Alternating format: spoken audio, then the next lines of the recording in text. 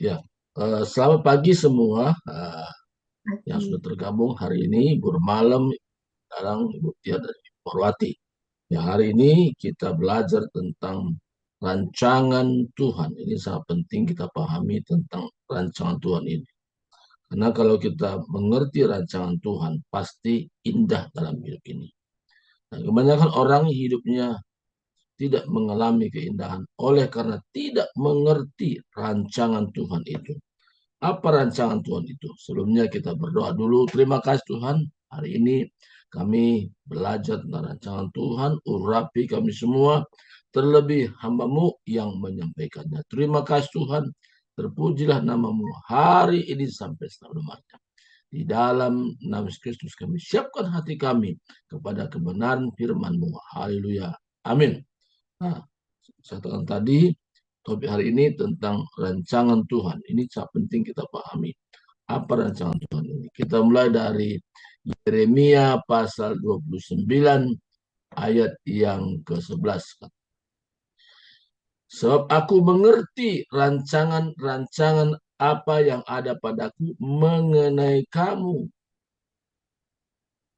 Demikianlah firman Tuhan, yaitu rancangan damai sejahtera dan bukan rancangan kecelakaan, untuk memberikan kepadamu hari depan yang penuh harapan. Sekali lagi saya baca, sebab aku mengerti atau mengetahui rancangan-rancangan apa yang ada padaku mengenai kamu. Demikianlah firman Tuhan, yaitu rancangan damai sejahtera dan bukan rancangan kecelakaan, untuk memberikan kepadamu hari depan yang penuh harapan. Jadi Tuhan merindukan bahwa rancangannya dinyatakan kepada setiap orang yang sudah mempercayai tentang Tuhan satu-satunya, penolong yang sungguh-sungguh. Tuhan satu-satunya memberikan jawaban dalam hidup kita, hidup sekarang, sampai kepada hidup yang akan datang. Jadi bukan sekarang saja, tapi sampai hidup yang akan datang. Nah, maka Tuhan katakan, aku mengetahui rancangan-rancangan yang ada padaku mengenai kamu. Maka penting sekali untuk kita melekat dengan Tuhan, akrab dengan Tuhan, supaya kita tidak salah melangkah. Kita tidak melangkah menurut apa yang kita mau, tapi kita melangkah apa yang Tuhan mau. Kalau apa yang kita mau, itu belum tentu itu yang Tuhan mau. Tapi apa yang Tuhan mau, itulah yang menjadi kehendaknya atas hidup kita, sehingga kita melakukan seturut dengan apa yang Tuhan rindukan. Jadi kita tidak secara kebetulan bernapas hidup sampai hari ini, tapi Tuhan punya rancangan-rancangan atas kita. Rancangan di mana kita sebagai wakilnya Tuhan di muka bumi ini menyatakan kehendaknya. Aku mengetahui rancangan-rancangan yang ada padaku mengenai kamu. Bukan rancangan kecelakaan, tapi rancangan damai sejahtera dan masa depan ini. Masa depan yang penuh harapan. Di ada kalanya manusia mengalami sesuatu yang sulit, sesuatu yang sukar, karena berjalan menurut kemauan sendiri. Tapi hari ini Tuhan ini kita, Tuhan ajar kita, Tuhan memperlengkapi kita supaya kita hidup dalam rancangan Tuhan. Saya pernah katakan kepada seseorang, di mana dalam hidup ini kita belajar untuk mengetahui rancangan Tuhan itu. Apapun yang kita kerjakan, kita doa supaya rancangan Tuhan dinyatakan. Kita mengetahui rancangan Tuhan melalui doa. Doa artinya komunikasi dengan Tuhan. Doa artinya berdialog dengan Tuhan. Doa artinya bertanya kepada Tuhan apa yang menjadi kehendak Tuhan untuk kita kerjakan pada hari ini. Karena rancangan manusia, rancangan Tuhan itu sangat bertolak belakang, saudara. Sangat berbeda sekali. Apa Tuhan katakan dalam firman-Nya? Dikatakan begini. Ini saya bukakan dulu ya. Nah, dikatakan, nah, so, rancanganku bukanlah rancanganmu, dan jalanku bukanlah jalanmu. Demikianlah firman Tuhan. Jadi rancangan Tuhan bukan rancangan kita. Dan jalan kita bukan jalan Tuhan. Nah, begini. Artinya, jadi pentingnya kita berdoa supaya kita hidup mengerti apa rancangan Tuhan untuk kita lakukan. Kalau kita sudah paham, sudah mengerti, sudah tahu persis rancangan Tuhan itu atas hidup kita, maka kita bisa namanya dengan istilah-istilah ada orang mengatakan ngotot. Ngotot. Kata ngotot itu saya katakan tidak mau bergeser dari apa yang sudah ambil keputusan. Ngotot. Kenapa? Karena sudah paham bahwa ada rancangan Tuhan yang indah. Rancangan Tuhan yang penuh harapan. Rancangan Tuhan yang sebelumnya tidak pernah terpikirkan. Tetapi melalui doa kita mengetahui bahwa rancangan Tuhan itu ada di dalam tiap-tiap masing-masing. Apakah dia sendiri atau orang bilang single parent, apakah dia memang rencana Tuhan untuk bagaimana berdua mungkin ya, rancangan Tuhan dari dalam pasangan suami istri dan sebagainya. Nah, itu yang kita pahami. Nah, kalau kita mengerti rancangan Tuhan itu, tidak ada istilah tidak indah. Kalau orang memahami rancangan Tuhan, dia katakan indah hidup ini. Indah hidup ini. Nah, jadi perbedaan rancangan Tuhan dan rancangan manusia itu jauh sekali. Apa beda sini? Saudaraku, rancangan ini. Nah, contoh ini. Seperti tingginya langit dari bumi, demikianlah tingginya jalanku dan jalanmu dan rancanganku dari rancanganmu. Nah, jadi seperti tingginya langit dari bumi, demikianlah tingginya jalanku dari jalanmu, rancanganku dari rancanganmu. Jadi penting sekali kita berkomunikasi dengan Tuhan supaya kita betul-betul mengerti rancangan Tuhan atas hidup kita.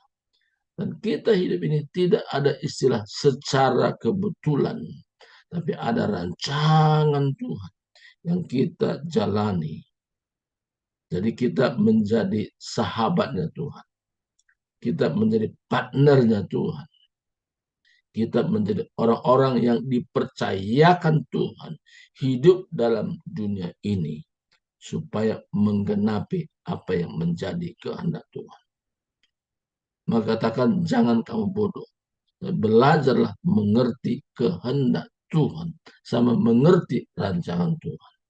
Nah, saudaraku, kalau kita belajar mengerti ini, maka hidup kita tidak ada istilah tidak indah. Banyak kita bersyukur kepada Tuhan karena kita hidup dalam rancangan Tuhan. Banyak kita berkata, oh Tuhan baik karena apa?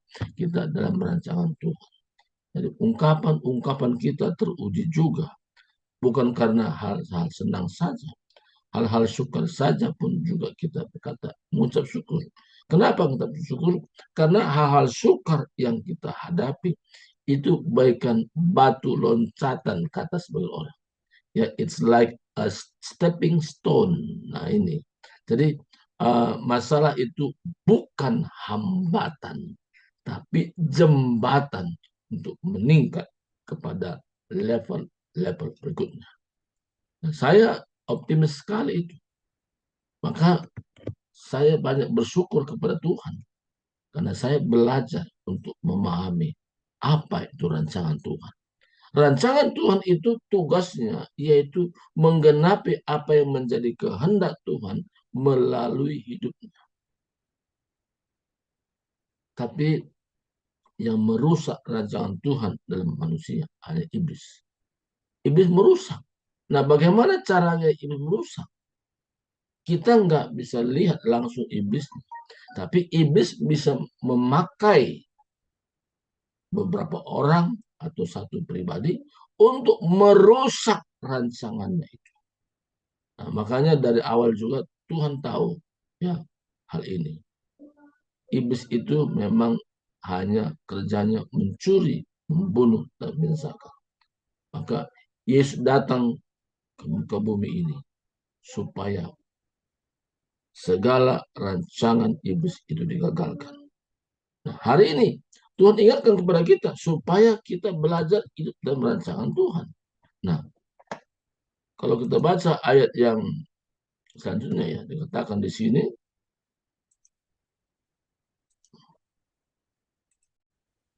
sebab seperti hujan dan salju turun dari langit dan tidak kembali ke situ, melainkan mengairi bumi, membuatnya subur dan menumbuhkan tumbuh-tumbuhan, memberikan benih pada penabur dan roti kepada orang yang mau makan. Ini adalah orang yang belajar untuk mengerti rancangan Tuhan, sehingga dia tidak asal melangkah, tapi dia berdoa dan belajar mengerti kehendak Tuhan. Sehingga terakhir ini, demikianlah firmanku yang keluar dari mulutku, ia tidak akan kembali kepadaku dengan sia-sia,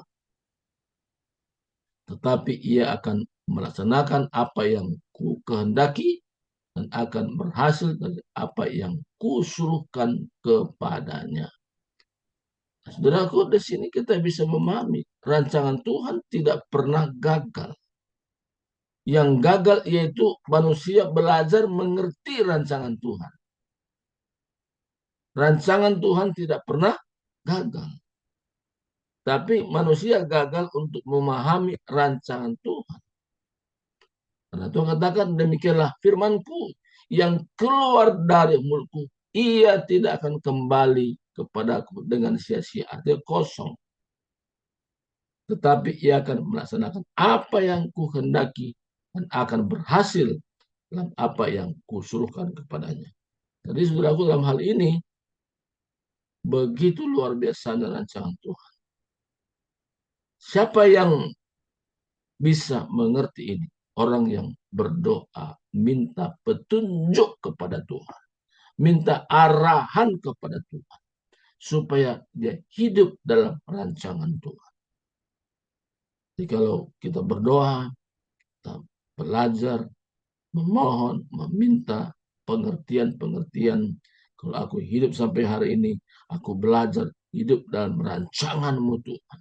Karena rancangan Tuhan, yaitu rancangan yang indah, rancangan yang mulia, rancangan masa depan yang penuh harapan.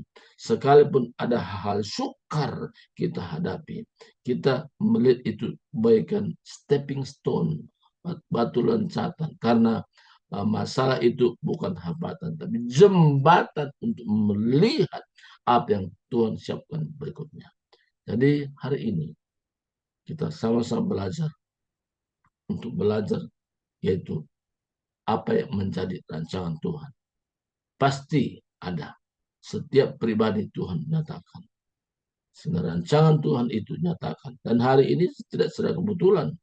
Kalau Ibu Lilalang ya mengambil bagian tugas-tugas yang pernah Ibu Tir lakukan. Nah, kalau kita belajar itu, wah luar biasa. Ibu Remalam hari Minggu. Nah, terus kita belajar dan belajar ya sebagai host ya. Ini hal-hal sederhana dulu, tapi punya dampak yang luar biasa. Nah, jadi kalau kita hidup dalam rancangan Tuhan, khususnya dalam komunitas The Power of Love ini gaungnya akan besar. Saya berkomunikasi dengan satu hamba Tuhan yang tinggal di Malaysia, namanya Pastor Bennett. Jadi ketika kami komunikasi, ada hubungan yang begitu erat. Dia pun telepon saya pun telepon dia. Jadi kami saling komunikasi. Kami belajar untuk memahami apa rencana Tuhan. Jadi tanya, apa yang akan saya perbuat? Saya beritahu kepada Mbak Tuhan ini, Anda kalau ada waktu, Anda bisa salah satu pembicara dalam komunitas The Power of Love. hari Selasa. Ya, saya siapa? Apa temanya? Dipimpin oleh Roh Kudus. Being led by the Holy Spirit. Siap nggak? Jadi kemarin sudah berikan ayat-ayat panduan apa yang akan disampaikan untuk hari Selasa. Nah ini saudaraku, jadi ada satu komunikasi yang baik dan dia pun tanggapi dengan baik dan dia belajar untuk apa yang menjadi berita yang disampaikan kepada umat Tuhan dalam komunitas the power of love ini. Dan luar biasa, maka kita membangun jaringan makin luas lagi, bukan hanya ke Malaysia, Penang, tapi juga ke Kuala Lumpur, itu adalah dari Semenanjung, dan saya pernah ke rumahnya sekali. Dan saya ingat itu. Dia pun ingat sampai hari ini. Dia bilang, saya tahu Anda. Saudaraku, hari ini, mari kita belajar untuk memahami rancangan Tuhan atas hidup kita masing-masing. Tidak ada secara kebetulan. Kalau kita tergabung dalam komunitas ini pun ada rancangan Tuhan yang indah. Mari kita berdoa. Terima kasih Tuhan. Hamba-Mu sudah berhenti menyampaikan firman-Mu. Tetapi Roh Kudus berbicara kepada kami, menuntun kami, mengajari kami, membimbing kami, agar kami hidup dalam rancangan Tuhan. Karena kami tahu rancangan Tuhan itu tidak pernah gagal. Rancangan Tuhan itu senantiasa dinyatakan kepada setiap manusia. Nah, Tuhan katakan, demikianlah firman-Ku yang keluar dari mulutku. Ia tidak akan kembali kepadaku dengan sia-sia, tetapi ia akan melaksanakan apa yang kuhendaki dan akan berhasil dalam apa yang kusuruhkan kepadanya. Jadi biarlah Tuhan, firman-Mu ini nyata dan kami semua bukan hanya sekedar pendengar, tapi pelaku-pelaku firman-Mu. Sehingga kami menjadi orang-orang yang belajar mengerti lebih dalam lagi rancangan Tuhan atas kami dari hari ke hari. Terima kasih Tuhan. Terpuji nama-Mu dan Yesus Kristus kami sudah berdoa dan bersyukur. Haleluya. Amin. Amin. Serahkan kepada Ibu Bida Lalang selanjutnya. Amin. Terima kasih Pak Subakti untuk firman Tuhannya. Pagi hari ini saya begitu diberkati ya dengan firman Tuhan tentang rancangan Tuhan ini. Saya beri kesempatan, mungkin ada yang mau bersaksi sebelum saya bersaksi juga. Saya beri kesempatan 3 menit siapapun yang ingin bersaksi. Kita beri waktu pada Ibu Tiar dulu. Ya, biasanya segudang Oke, kesaksian Ibu silakan Tiar. Tiar. Ya, silakan Ibu Tiar. Nah.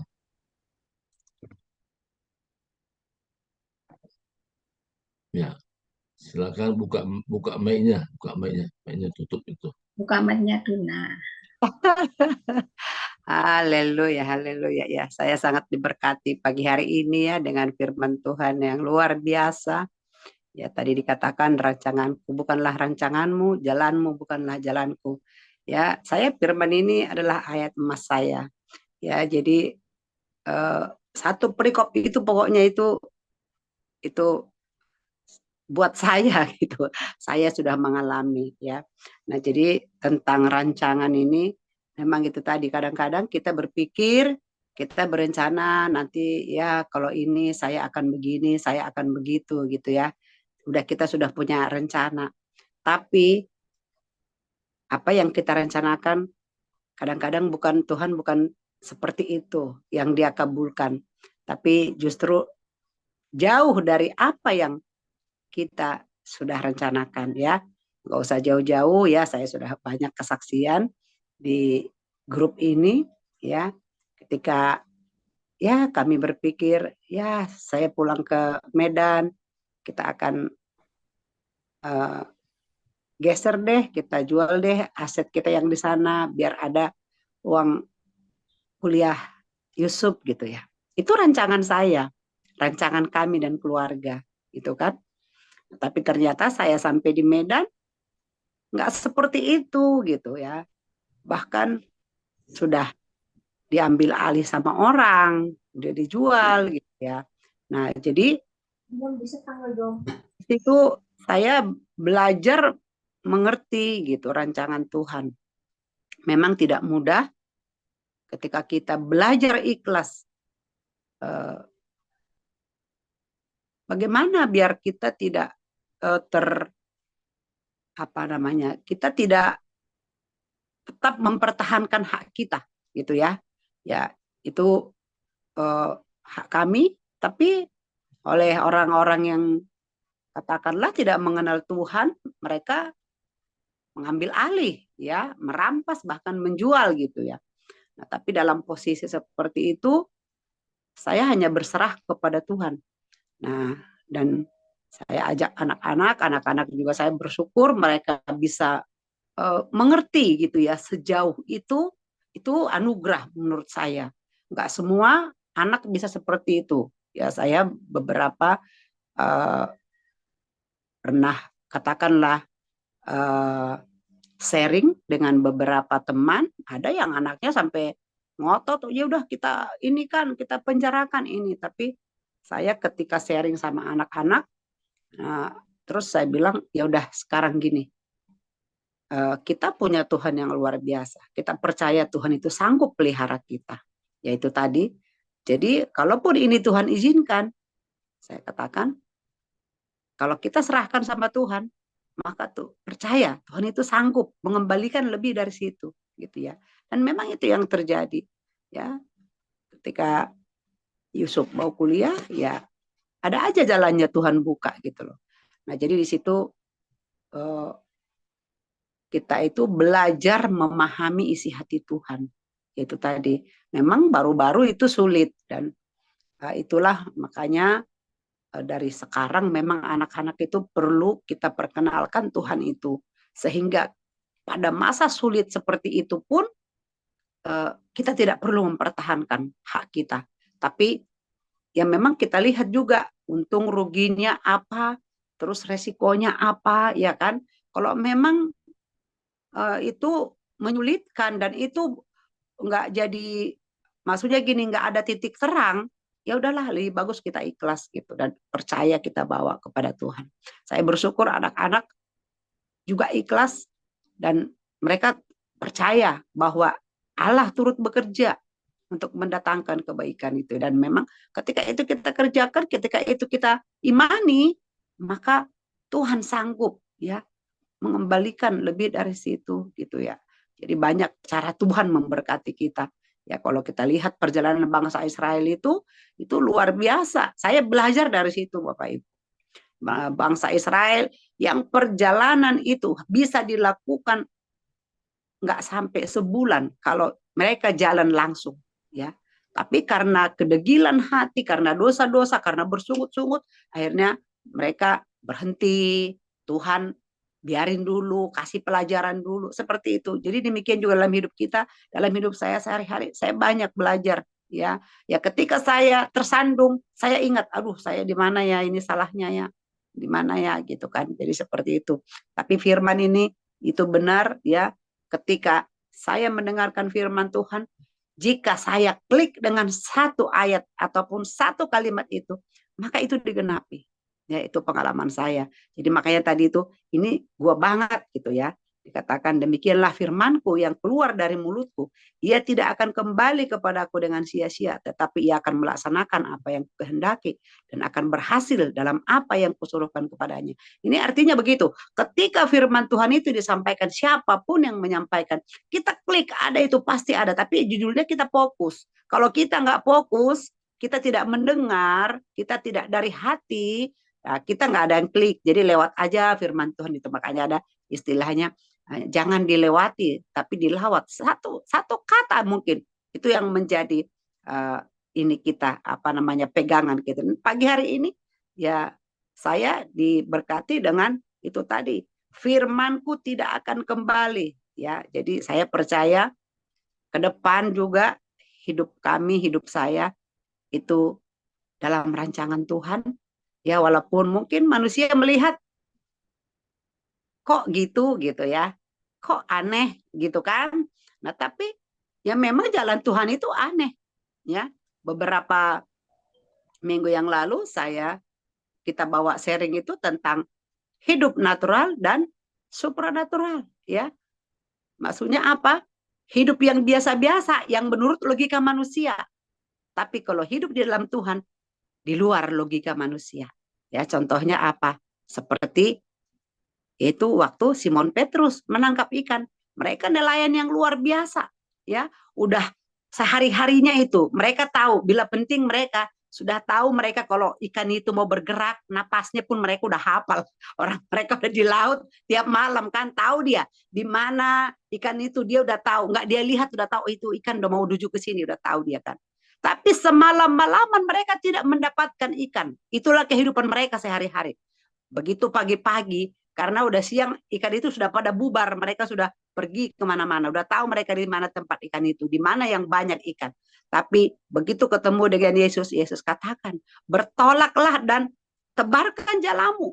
Ketika mereka melakukan itu, menangkap, bertolak, dan menebarkan itu, maka mereka mendapatkan ikan yang luar biasa. Sampai dikatakan, jalannya sampai koyak. Karena tidak bisa lagi menangkap banyaknya. Itulah hidup yang supranatural, hidup yang di dalam kuasa firman Tuhan. Nah, saya mau itu terjadi pada hidup saya, ya. Dan saya percaya juga buat Bapak Ibu, ya, mujizat itu masih ada buat kita. Saya buat Bu Lydia Lalang terbeban loh, Bu Lydia.